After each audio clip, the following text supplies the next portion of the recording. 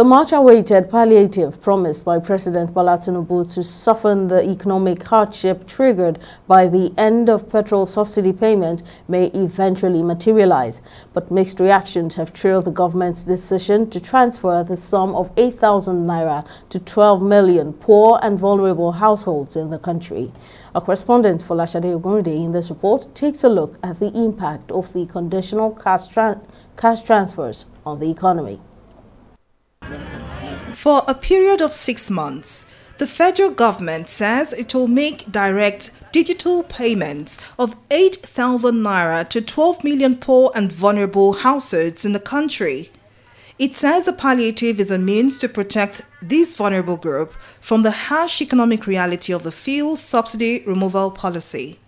But experts are skeptical about the real impact of these conditional cash transfers on the economy. But it's not going to have any impact. So look at it this way. Let me give you the numbers. 60% of Nigeria's GDP is driven by consumption. If you pay 8,000 naira to a family, what are they going to consume? Because if they don't consume, i.e. if they don't buy things, then companies cannot sell. If companies cannot sell, they cannot hire. If they don't hire, then there's more poverty, more unemployment, and really it's like a cycle.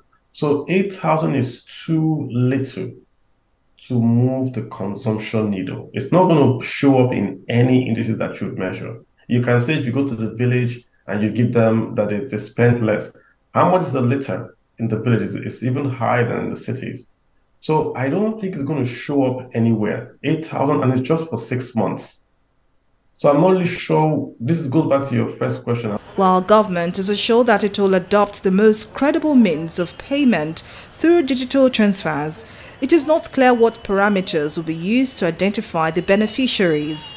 Nigerians have, however, urged government to ensure that the palliatives are distributed to the truly poor. I buy the idea of giving 8,000, but I don't know who are those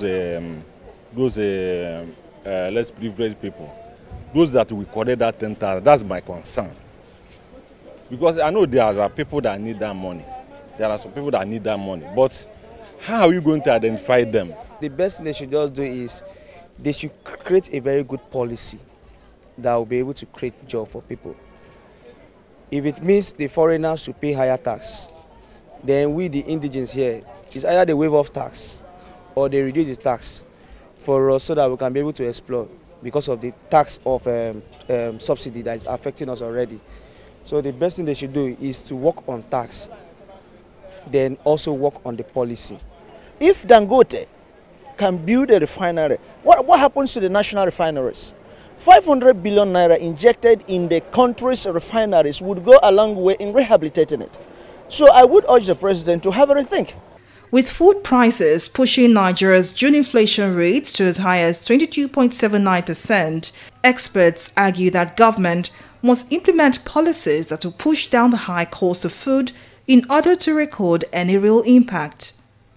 I would rather than giving anyone cash, the government simply says we're going to open up the borders in the next 3 months or the next 6 months, and you can bring in food and pay no duty. That would bring down the cost of food immediately, and that would then reduce inflation immediately.